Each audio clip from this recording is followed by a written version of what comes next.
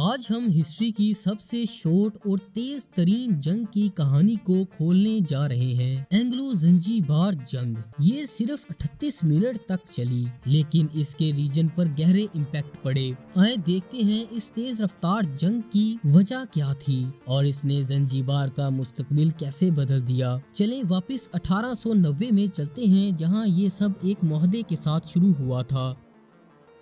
1890 میں برطانیہ اور جرمنی نے ہیلیگو لینڈ زنجیبار معاہدے پر دستخط کیے، جس سے مشرقی افریقہ میں ان کے اثر و رسوخ کے علاقے تقسیم ہو گئے۔ اس معاہدے نے زنجیبار کو برطانوی کنٹرول میں دے دیا اور تنزانیہ کے مین لینڈ پر جرمنی کا قبضہ ہو گیا۔ برطانوی اثر و رسوخ کے تحت حماد بن توہنی کو سلطان مقرر کر دیا گیا۔ انہوں نے برطانوی حمایت کی اور غلامی کے خاتمے کی جانب اقدام کیے۔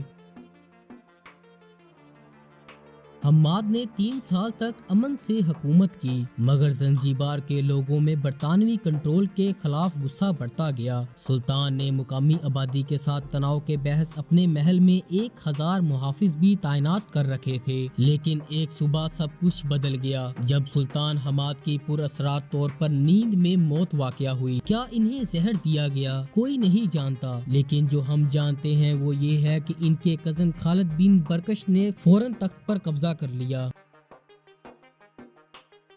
خالد نے برطانوی منظوری کے بغیر تخت پر قبضہ کر لیا۔ برطانوی قونصل باسک کیو نے اس پر شدید غصے کا اظہار کیا اور خالد کو دستبردار ہونے کا الٹیمیٹم دیا، لیکن خالد نے انکار کر دیا اور 3000 سے زیادہ لوگوں کے ساتھ محل کو مضبوط کر لیا۔ خالد کی فورسز میں 700 تربیت یافتہ فوجی اور ہزاروں شہری حمایتی شامل تھے۔ خالد نے اپنے جھنڈے کو فخریہ طور پر بلند کیا، جس نے ان کے انکار کی علامت کو ظاہر کیا۔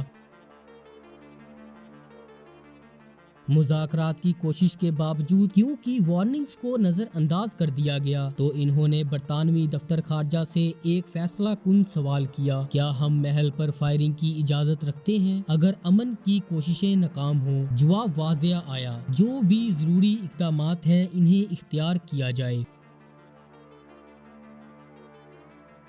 کیو نے 26 اگست کو آخری الٹیمیٹم جاری کیا، جس میں خالد سے مطالبہ کیا کہ وہ اگلے دن صبح 9 بجے تک اپنا جھنڈا نیچے کرے اور محل چھوڑ دے۔ پوری بستی خاموش تھی اور سب آنے والے واقعے کے منتظر تھے، اور پھر 27 اگست 1896 کو صبح 9 بجے حکم جاری ہوا۔ برطانوی جنگی جہازوں نے محل پر گولے باری کرنا شروع کر دی۔ صرف 2 منٹ میں خالد کی تیز تر توپیں تباہ ہو گئیں۔ خالد کی لکڑی کی عمارت ان کے اوپر گرنے لگی۔ برطانوی گولے محل پر برس رہے تھے۔ انتشار میں کہا جاتا ہے کہ خالد پیچھے سے فرار ہو گیا اور اپنے وفاداروں کو چھوڑ دیا تاکہ وہ محل کا دفاع کریں۔ 9:38 پر جنگ ختم ہو چکی تھی۔ برطانیہ جنگ جیت چکا تھا اور جنگ صرف 38 منٹ میں ختم ہو گئی۔ اگرچہ جنگ مختصر تھی، لیکن خالد کی فورسز کے لیے یہ جان لیوا ثابت ہوئی، جس میں 500 سے زیادہ افراد ہلاک ہوئے، جبکہ برطانویوں میں سے صرف ایک شدید زخمی ہوا۔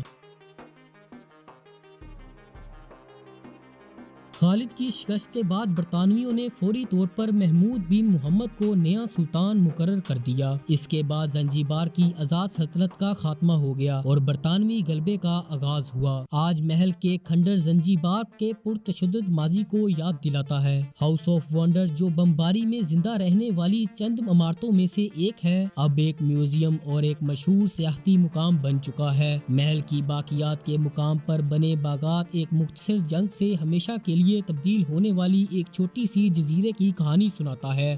ناظرین، یہ تھی اینگلو زنجیبار جنگ کی کہانی۔ ایک جنگ جو صرف 38 منٹ تک چلی، لیکن نسلوں تک اس کے اثرات باقی رہے۔